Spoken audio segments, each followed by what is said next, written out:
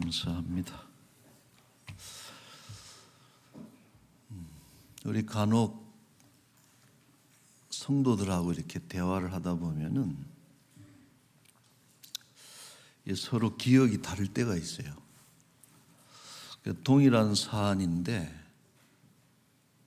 이제 다른 걸 기억하시고 저는 또 다른 걸 또 생각을 하고, 그래서 좀 옛날에는 저도 막 우기고 그랬는데 저도 뭐 죄송한 표현이지만은 나이가 조금씩 들다 보니까 그랬을 수도 있겠다 이런 생각을 좀 하는데, 저는 사람의 기억이라는 것은 보니까 믿을 게 못 돼요.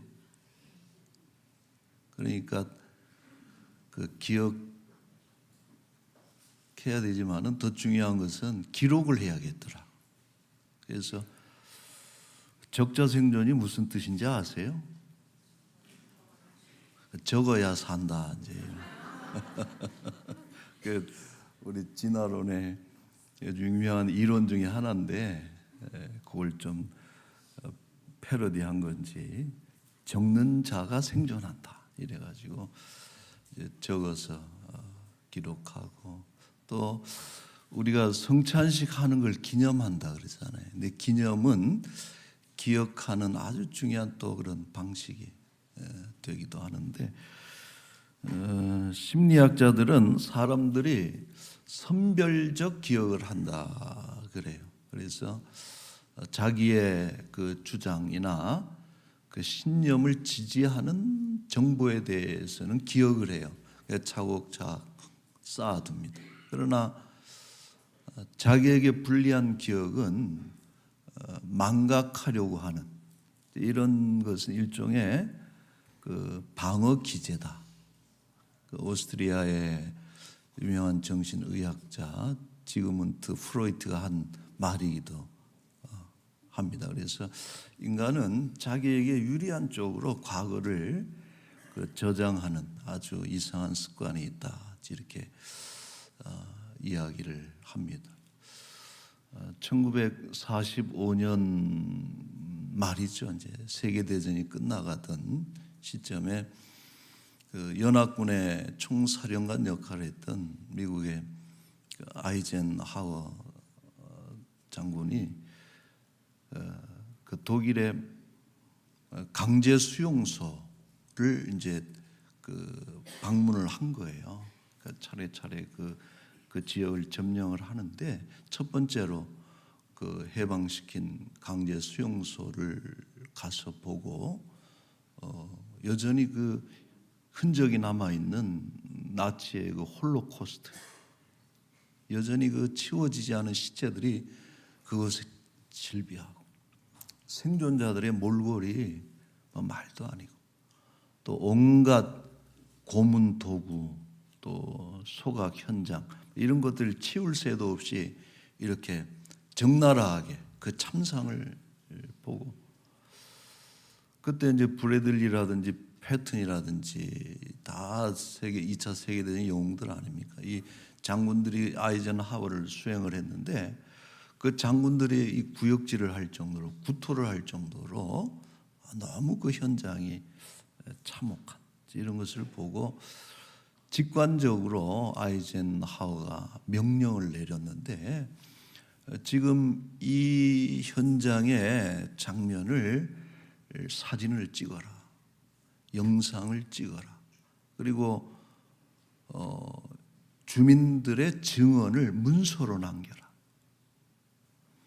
만약 그것을 기록하지 않으면, 시간이 지나면 인간은 이 끔찍한 일이 실제로 일어났다는 사실을 믿지 않고 누군가 조작한 거짓말이라고 주장할 것이기 때문이다. 그러니까 인간들이 그렇게 독해요. 악하고. 그러나 그런 인간의 실상을 드러내는 그 증거물 앞에서는 그걸 감추려고 하는 그런 방어 기제가 있다는 거예요.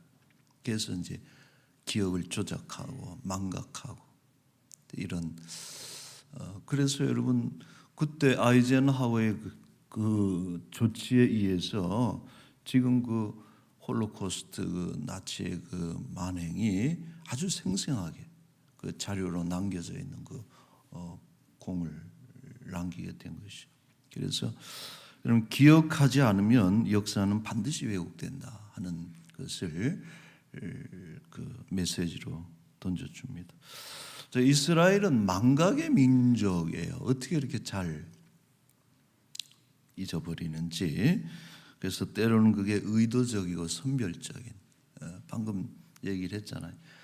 자기를 보호하기 위해서 어떤 기억들은 삭제해버립니다.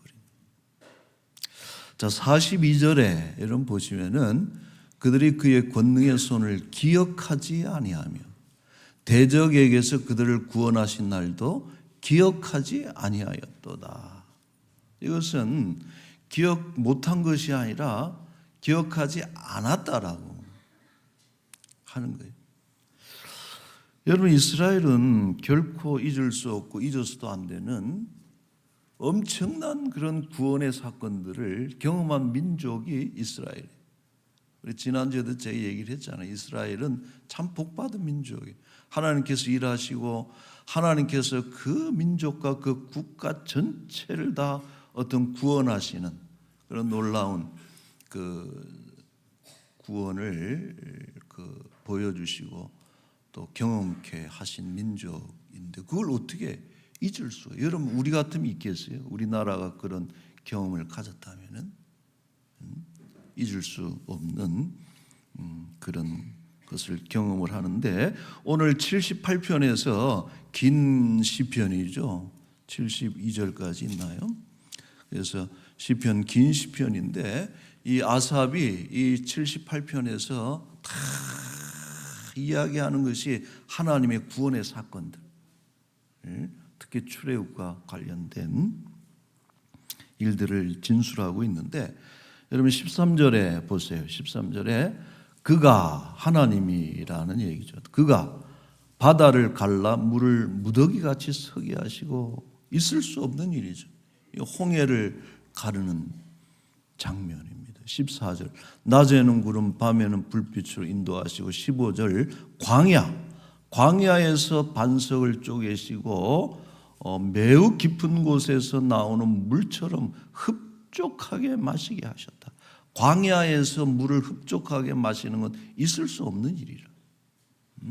그리고 24절에 보면은 만나를 비같이 내려 먹이시며 하늘 양식을 그들에게 주셨다 그랬어요. 여러분, 광야에서 물을 흡족히 마시고 광야에서 배불리 먹는 있을 수 없는 그런 사건들을 그들이 경험을 하잖아요. 근데 이들은 이런 그 일들을 기억을 도말해 버리는 거예요. 언제 그런 일이 있었느냐 하는 듯이 하고서 그 기억하지 않아요. 왜 그럴까? 여기에 대해서 로이드 존스 목사님이 중요한 얘기를 하는데, 인간의 모든 불신앙의 뿌리에 망각이 있다. 그래서 이 있는 것, 선별적으로 자기에게 해로운 것을 잊어버리는 이 망각의 행위는 그게 불신에 근거하고 있다라고 하는.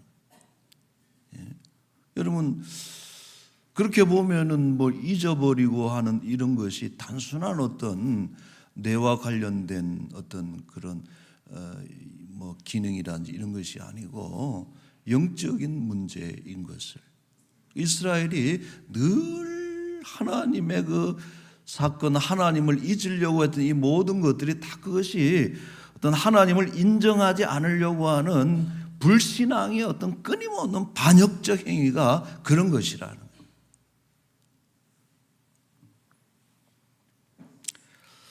여러분, 우리는 많은 것들을 잊기도 하고 또 어떨 때는 잊어야 돼요. 어떤 것들은. 그러나 결코 잊을 수 없는 것들이 있죠. 우리가 사람 역할을 하려면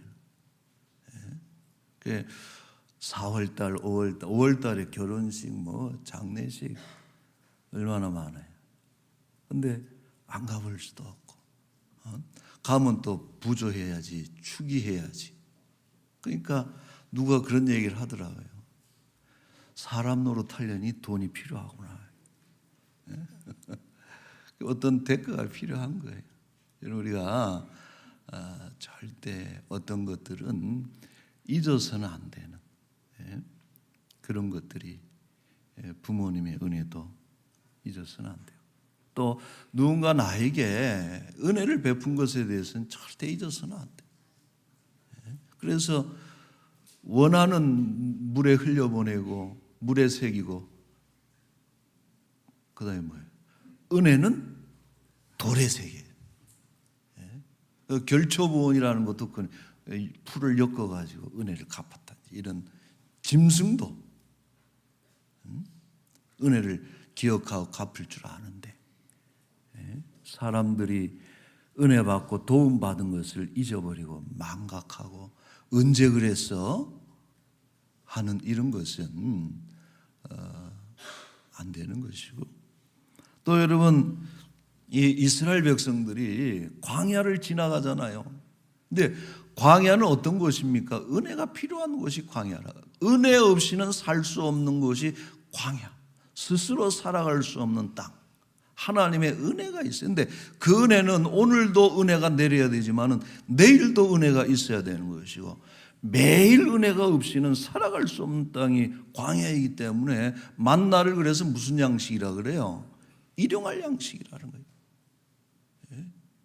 내가 만든 것도 아니고 농사 지은 것도 아니고 내가 어디서 가져온 것도 아닌데 매일 양식이 하늘에서부터 내려오는 그 만나의 기적. 이런 것을 어떻게 잊어요? 잊을 수가 없고, 또 우리가 하나님의 은혜를 계속적으로 누리는 방식 중에 하나는 뭐냐면 은혜를 기억해야 되는 거예요. 너무 어려워. 지금 물이 없어, 먹이 말라, 먹을 게 없어, 배가 고파요. 혹은 뭐 어려운 일들을 만났을 때 하나님의 은혜가 필요해. 그럼 어떻게 해야 됩니까? 하나님의 은혜를 기억하면서 그 은혜가 어떻게 작동했는지에 대해서 그것을 떠올려야 되는 거예요. 홍해 앞에서 어떻게 했는지, 여리고성 앞에서 어떻게 했는지, 말씀하시기를 너희는 가만히 있어 잠잠히 하나님이 일하시는 것을 보란 말이에요. 너희들이 제멋대로 떠들고 뭐 죽겠네 살겠네 원망하고 불평하고 이런 말들은 전혀 도움이 안 되고, 이스라엘 백성들이 은혜가 필요한 그 순간에 하나님의 은혜를 떠올리지 않고 하나님의 은혜를 망각하고 오히려 분노하고 원망하고, 이것은 은혜를 받는 태도가 아니죠. 은혜를 받는 자가 되기 위해서는 은혜를 기억해야 돼요. 그래서 이런 멋있는 말든지 준비를 한번 읽어봅시다. 은혜는 반, 은혜를 망각하면 은혜는 끝난다. 이거는 제가 쓴 말이에요. 누군가가 또 썼을 수도 있겠네. 제 기억이 정확하지가 않으니까. 은혜를 기억할 때 은혜는 그게 중요한 은혜의 원리입니다. 우린 은혜를 계속 떠올려야 돼. 기억해야 되는 것이죠. 우리는 출애굽 사건보다도 더 크고 위대한 구원을 경험한 사람들입니다. 예수 그리스도의 대속의 죽으심으로 죄와 사망의 법에서 영원히 구원을 받았습니다. 여러분, 그날을 기억하고 살아갈 때, 또 기념하면서 그날을 매일 새롭게 여길 때 하나님의 구원의 역사는 더욱 풍성해질 줄로 믿습니다. 아멘. 자, 반면 하나님의 기억이 등장해요. 39절에 보면은 기억하셨습니다 하는 표현이 나오는데, 하나님의 기억이죠. 여전히 이스라엘은 불순종하고 죄악 가운데 살아가니 하나님이 참 슬퍼요. 40절에 봅시다, 여러분. 그들이 광야에서 그에게 반항하며 사막에서 그를 슬프시게 함이 몇 번인가? 41절에 시작. 그들이 돌이켜 하나님을 거듭거듭 시험하며 이스라엘의 거룩하신 이를 노엽게 하였도다. 슬프시게 함이 몇 번인가?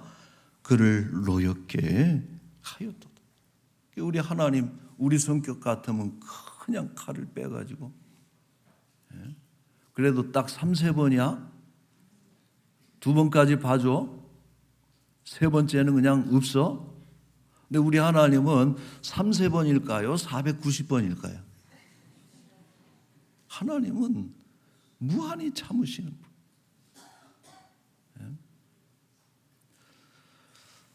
몇 절입니까? 38절에 이렇게 하시잖아요. 38절에 오직 하나님은 긍휼하심으로 죄악을 덮어주시어 멸망시키지 아니하시고 그의 진노를 여러 번 돌이키시며 그의 모든 분을 다 쏟아내지 아니하셨다 그랬어요. 한 번 더 참으시고 또 구원의 은혜를 베푸신. 그러니까 우리를 대하실 때 공의의 법으로 공의의 잣대로 우리를 처분하시는 것이 아니라 우리에게는 긍휼의 잣대로. 여러분, 긍휼이라고 하는 것은 아껴보는 거라 그랬죠. 아껴보는 거. 예. 여러분, 우리가 그냥 아껴보지 않을 사람들 같으면 그냥 그 죄를 지었으면 그냥 처분하면 되는데 우리가 아끼기 때문에 한 번 더 기회를 주는 거예요. 긍휼의 잣대. 예. 하나님 우리를 긍휼의 법으로 다루시는 분인데 그렇게 긍휼을 베푸시는 이유가 뭐냐? 39절에 이것을 기억하셨기 때문에 39절에도 기억이란 단어가 나오죠. 그들은 육체이며 가고 다시 돌아오지 못하는 바람임을 기억하셨습니다. 이스라엘의 연약함을 기억하신 거예요. 여러분, 부모들이 자녀들이 말을 안 듣잖아요. 그러면 막 슬프기도 하고 화도 나고 저놈 시끼를 그냥 죽여 살려. 그 화가 나잖아요, 부모가. 그래서 어떤 부모는 화를 못 참고 그냥 막 패기도 하고, 예, 그러지만 그러나 부모 마음은 뭐예요? 다 컸어. 이미 나이가 20살이 넘어가지고 겉은 그럴듯하고 어른 같고 그러는데 하는 짓은 보면 여전히 뭐예요? 애라. 근데 아마 우리 어머니가 저를 보셨으면 그랬을 거예요. 너는 60이 넘어도 아직 애냐. 부모 마음은 그렇죠. 부모는. 네? 그래서 자식들이 그냥 속을 새기고 그래도 회초리를 한번 들려다가도 뭐라 그래. 아유, 어려서 그렇지 하고서 그 자녀의 연약함을 떠올릴 때에 긍휼을 베푸고. 그러면 성도들이 속을 새겨. 우리 교회는 그런 분들 없지만, 예? 그러면은 어떻게 한 대 쳐야 돼, 어떻게 해야 돼, 속상해.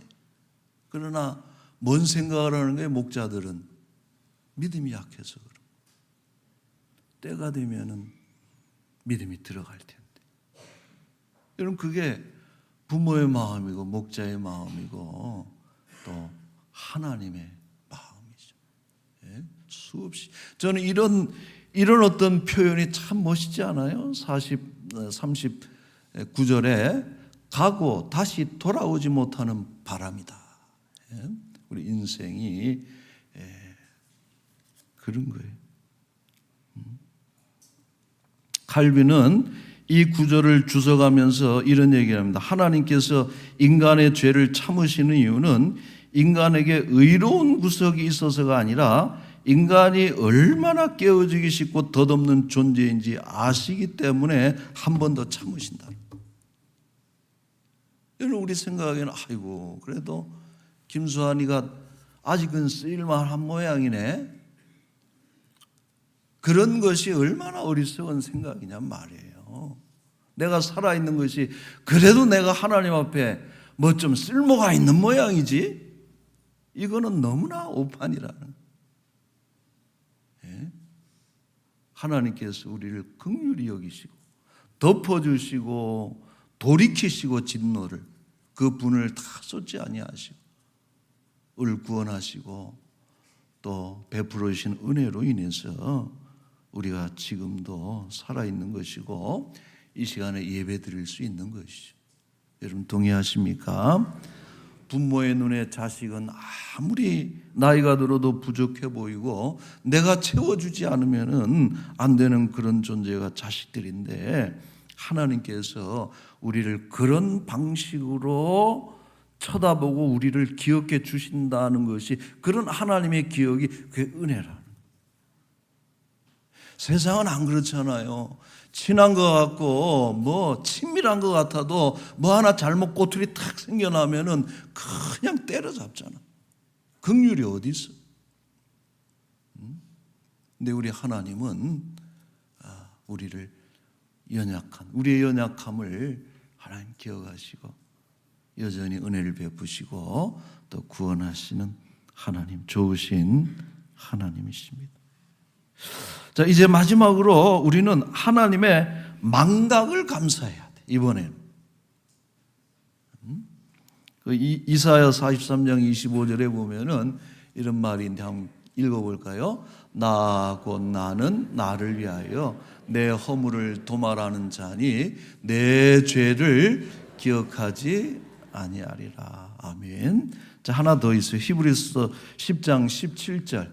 그들의 죄와 그들의 불법을 내가 다시 기억하지 아니하리라 하셨으니 이것들을 사하셨은즉 다시 죄를 위하여 제사 드릴 것이 없느니라. 아멘.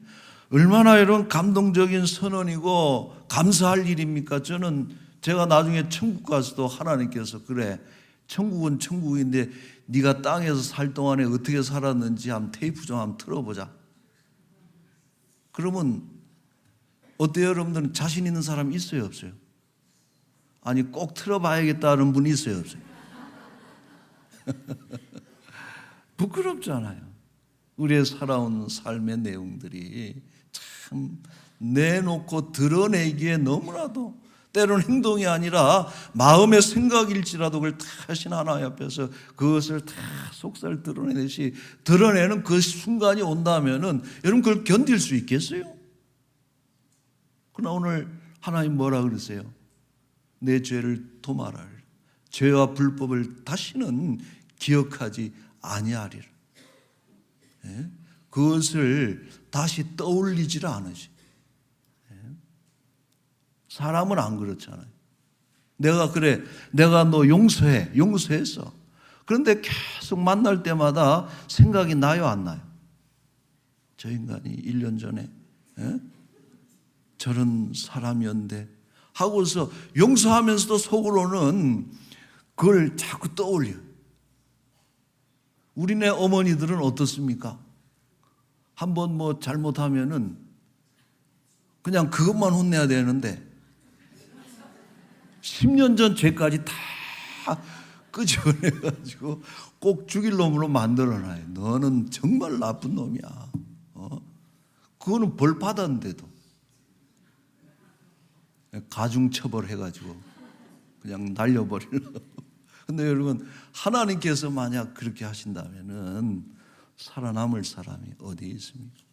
하나님은 우리에게 우리의 죄를 망각하시는 그런 은혜를 우리에게 베풀어 주시는 것입니다. 단지 망각하시는 것이 아니라 도말해 버리시고 다시는 기억도 아니하시는 그것이 하나님 망각의 은혜인 줄로 믿습니다.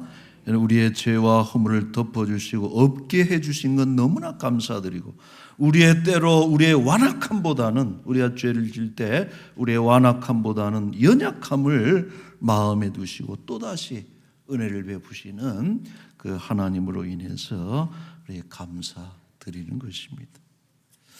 자, 결론입니다. 존 낙스 스코틀랜드 그 종교 개혁자, 우리 장로교 창시자로도 이야기하는 존 녹스 목사님 이런 얘기를 해요.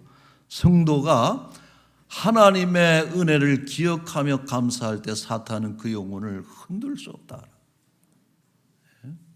우리가 금방 까먹고 하나님 원망하고 불평하고 입에 달고 그런 거 살면은 그건 사탄의 밥이 되기 가장 좋은 영적인 상태라는 거예요. 그러나 우리가 아무리 힘들고 어렵고 오늘 무화과나무, 뭐 오늘 포도나무, 감람나무 다 했잖아요. 오늘 우리 찬양대에서 없을지라도 여호와로 인하여 나는 난난난 즐거워하리. 예?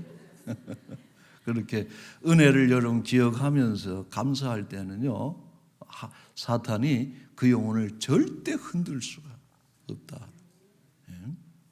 여러분, 때로 없을지라도 나를 구원하신 그 하나님의 근원적인 은혜를 여러분 기억하면서 오히려 감사하고 찬양할 때 그것을 이겨낼 수 있는 힘이 생겨날 줄로 믿습니다.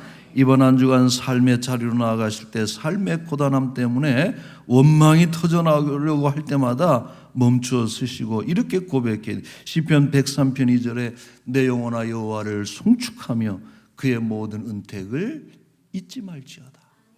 자기한테 내 영혼아 여호와를 송축하며 내게 주신 모든 은택을 잊지 말지어다. 잊어서는 안 돼.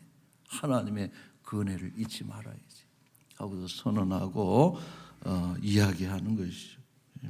여러분 하나님의 구원의 손길을 늘 기억하시고 또 기도하고 찬송함으로 또 다른 은혜와 구원으로 다시 한번 승리하는 우리 모두가 될 수 있기를 축원합니다.